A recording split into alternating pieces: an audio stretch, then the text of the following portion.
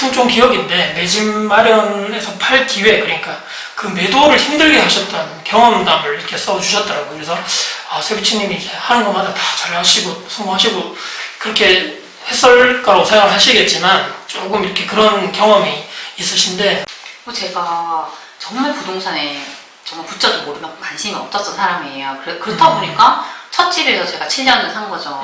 이렇게 살고 있었는데 주변에 이제 브랜드의 대단지 신축 아파트가 이제 들어왔어요. 그때 입주장이었는데 갑자기 가격 차이를 봤더니 거의 5천만 원 정도밖에 차이가 안 나는 거예요. 그래서 우리 집을 팔면 5천만 원 정도만 있으면 그 아파트 이사를 갈 수가 있는 거예요. 그래서 이렇게 매물을 봤더니 우리 이제 같은 우리 아파트를 매물 내놓고 이제 갈아타기 하려는 분들이 좀 보이더라고요. 그리고 제 옆집에 사시는 분도 이제 새 아파트로 간다고 이렇게 말씀하셨어요. 근데 그때 제가 딱 이게 갈아타기 할 좋은 타이밍이었어요.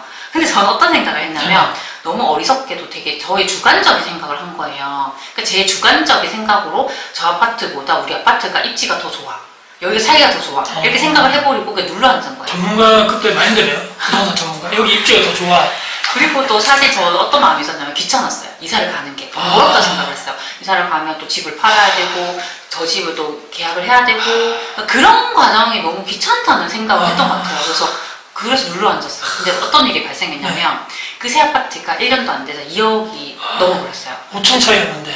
근데 제가 아예 그게 관심이 없었다면 상관이 없는데 한번 마음을 먹었잖아요. 갈 생각을 했던 아파트인데 지금은 그냥 5천만 원 이상이지 거의 2억 이상 올랐기 때문에 제가 이 집을 팔아도 이사를 못 가는 거예요. 너무 제가 싫은 거예요. 거기서 되게 충격을 받았어요. 그때 이제 결정적으로 그럼 나는 내가 부동산에 더 확실하게 관심을 가지고 내가 제대로 공부해야겠다. 그때부터 제가 좀 결심을 하고 부동산 공부를 하게 된 거죠. 그게 오히려 계기가 됐네요. 이렇게 해서는 안 되겠다. 감으로 해서는 안 된다. 이거는 제대로 파야 되겠다. 그 계기가 되셨네요. 학군 관련해서 이렇게 여쭤보지 않을 수가 없거든요. 또 저희가 또 대구에 있다 보니까 수성구나 이렇게 또 학구열이 많은 지역이 있는데, 또 엄마로서 또 부동산 투자자로서 향후에 지방 쪽에 학군지에 있는 이런 부동산 관계가 어떻게 될지, 앞으로도 학군 쪽에 계속적으로 이렇게 막 수요가 많을지에 대해서 한번 좀 얘기를 해줄 수 있을까요? 특히나 저는 지방은 학군의 영향을 정말 많이 받는다고 생각해요. 만약 서울이나 경기 같은 경우는 저는 일자리나 교통의 영향을 더 많이 받는다고 생각해요. 그래서 저 양지의 일자리가 있는 곳으로 빠르게 이동시켜 줄 수 있는 그 교통이 있는 곳들이 확실히 더 상승 여력이 커요. 맞습니다. 근데 지방은 그런 양질의 일자리가 많진 않잖아요. 그렇기 때문에 그런 일자리나 교통에 대한 이제 니즈보다는 학군에 대한 니즈가 상당히 강해요. 그래서 지금 특히나 지방 광역시들 같은 경우에도 보면 확실하게 1등인 곳, 수요가 많은 곳들은 대부분 좋은 학군을 끼고 있는 곳들이에요. 그래서 저는 내 아이만큼은 정말 좋은 환경에서 키우고 싶다는 그런 부모님들이 진짜 많은 것 같아요. 근데 앞으로도 변하지 않을 것 같아요. 그런 부분들은. 그래서 확실히 이제 그런 지방 같은 경우는 학군에 대한 그런 영향이 더 계속적으로 좀 지속될 거라고 좀 생각을 합니다. 이걸 제가 왜 여쭤봤냐면, 또 뭐 출산율이 떨어진다는 이런 얘기도 있고, 이제 뭐 좋은 고등학교 나와서 좋은 대학교 나와봤자 또 백수도 많고, 이제는 향후에 가면 이제 뭐 그런 거 다 대학들도 통폐합되고, 이렇게 학군에 대해서 약간은 부정적으로 생각하시는 분들이 좀 많더라고요. 그래서 근데 말씀하신 거는 지방 쪽에는 아직까지 그래도 대장 아파트라든지 그런 수요가 많은 쪽은 항상 학군지를 끼고 있는 곳이다. 그래서 앞으로도 이런 니즈는 부모였던 입장에서는 이게 관심도가 하락하지 않을 것이라는 말씀이시네요. 또 아픈 질문을 드릴 수밖에 없는데, 최근에 그 전세를 맞추는 아주 힘들었던 저와 비슷한 과정이 있다고 제가 들었거든요. 관련해서 좀 방법이나 어떻게 했는지, 마음고생했던 거 팁을 또 같이 좀 알려주시면 좋을 것 같아요. 그래서 이제 전세를 원래 2개 정도로 맞췄어요. 근데 너무 많이 진짜 힘들었어요. 근데 특히나 이제 맞추면서 느꼈던 게 뭐냐면, 정말 예전보다 전세 거래가 정말 안 되는구나. 그러니까 같은 입주장을 겪어도 이렇게까지 소진이 안 되는 장을 잘 본 적이 없어요. 근데 지금 너무 힘들구나 그렇게 생각을 했고, 내가 생각하는 전세가보다 훨씬 더 보수적으로 봐야겠다 그 생각을 되게 많이 했어요. 그래서 특히 원래 입주장에는 전세가가 낮아지고 거래가 안 되는 건 맞는데, 그래서 이렇게까지 안 된 건 저는 없었거든요. 근데 너무너무 힘들어서 만약에 저랑 비슷한 케이스가 있다고 하면 저는 1차적으로는 그 잔금 대출을 미리 알아두시는 게 좋을 것 같아요. 그러니까 보통 이제 입주장 같은 경우는 입주 지정일을 정해주잖아요. 근데 그때까지 뭐 잔금을 못 치르면 이제 뭐 이렇게 최고장이라고 해서 계속 그런 게 날라오고 나중에 계약이 취소될 수 있다. 또 그런 계속 메시지가 오고 연체 이자를 계속 물어야 되고 그런 상황들이 계속 돼요. 그래서 어떻게든지 이제 내가 전세가 언제 맞춰질지 모르니까 저는 대출을 일으켜서 어떻게든 전세를 이렇게 잔금 치르고 나서 전세를 맞추는 게 요즘 같은 시기에는 더 안전할 것 같다. 나도 덜 스트레스를 받고 그렇게 생각을 했고 두 번째는 확실히 내가 생각하는 것보다 전세가를 많이 보수적으로 봐야 된다.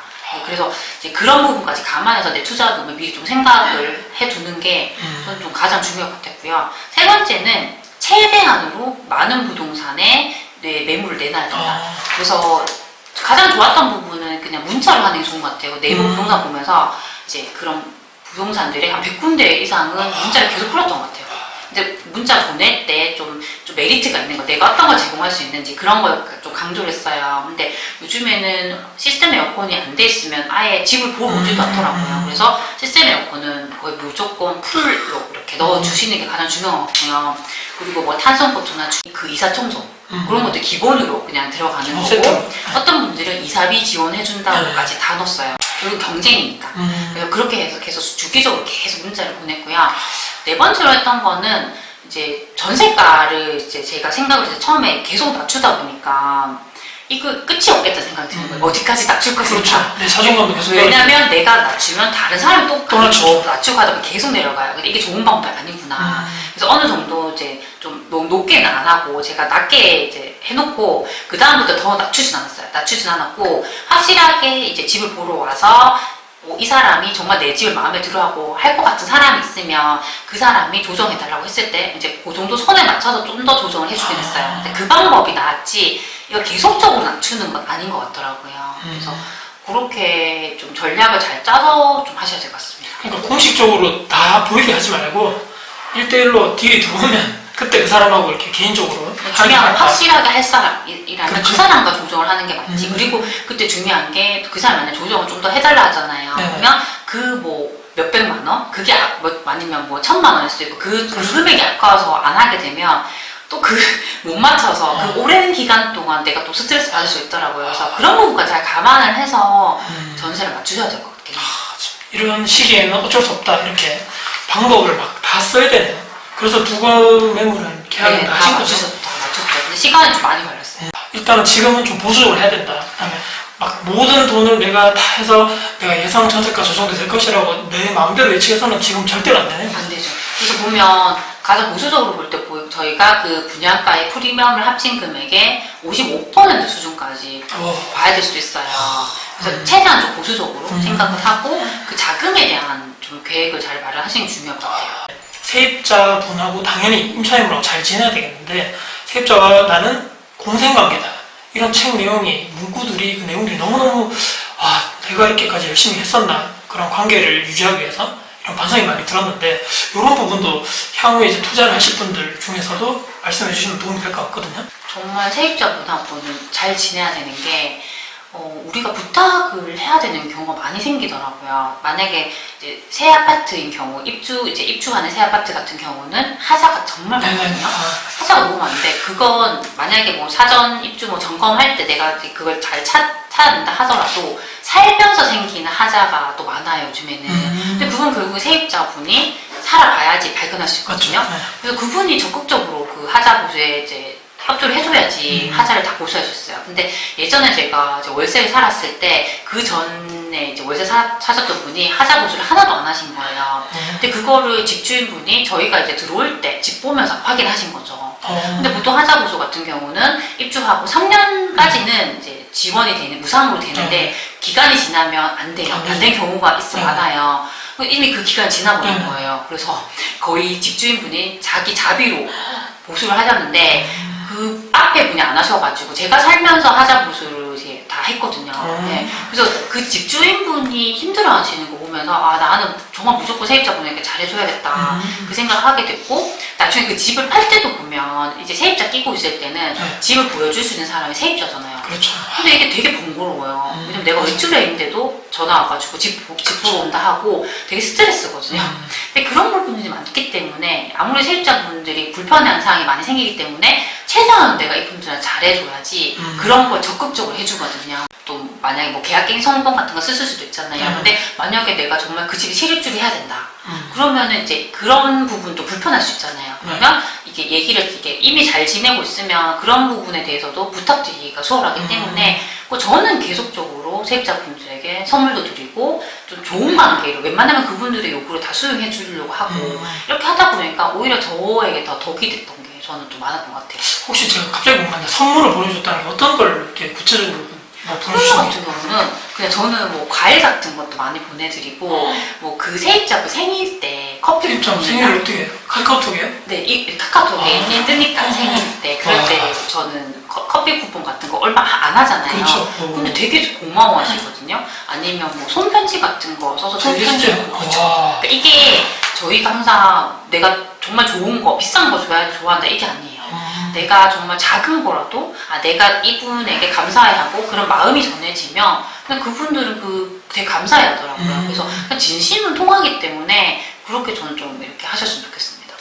대부분이 이제 이 가불관계로 생각하면 안 되는데 나는 집주인, 임대인이고 너는 뭐 이렇게 하시는 분들이 많거든요. 내가 저기서 이래서 불편한 상황이 있어도 뭐 이렇게 무시하는 분도 상당히 많은 것 같고 근데 지금 같은 시대는 그런 시대가 아니다. 최대한 배려를 해드리고 서로 이렇게 지킬 건 지키면서 해야지만 계약이 뭐 끝나는 중간이라도 팔 때도 그렇고 서로 원만하게 참 모든 거니까 인간관계가 아닐까. 향후에 지금 원룸 저도 건물을 하고 있지만 원룸 건물 이게 거기 임차인분이나 또 아파트 관련된 세입자분들도 한 번씩은 소통을 한번 해봐야 되겠다라는 생각을 하게 됐습니다.